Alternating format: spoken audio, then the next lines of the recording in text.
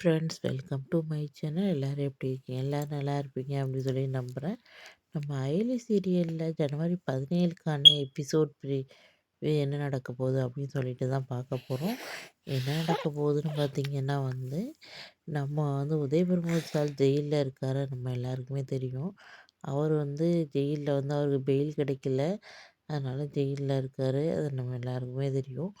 அங்கே பார்த்தீங்கன்னா, அவன் ஆள் செட் பண்ணி அவங்களோட எனிமீஸ் ஆள் செட் பண்ணி அவர துணி துவைக்க சொல்லி அடிக்க சொல்றாங்க. இந்த விஷயம் நம்ம சிவாவுக்கு தெரிஞ்சுனே சிவாவோட ஆள வச்சிருக்காரு.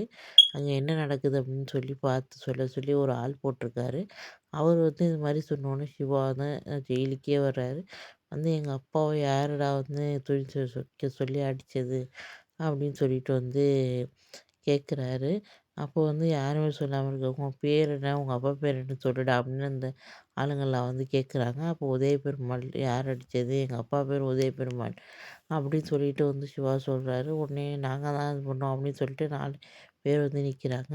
"என்ன பண்ணுவேன்?" அப்படின்னு சொல்லிட்டு இது பண்ணா, அவங்க சிவா பொரட்டி எடுக்குறாரு நல்லா.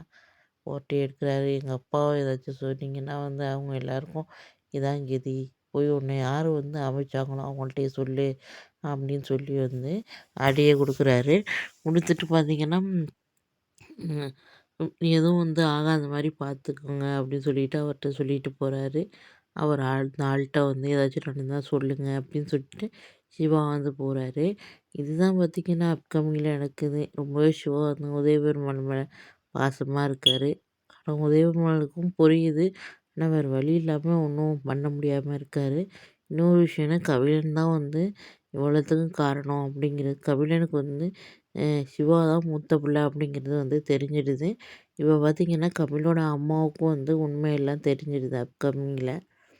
அதுதான் மாரி காட்டுறாங்க.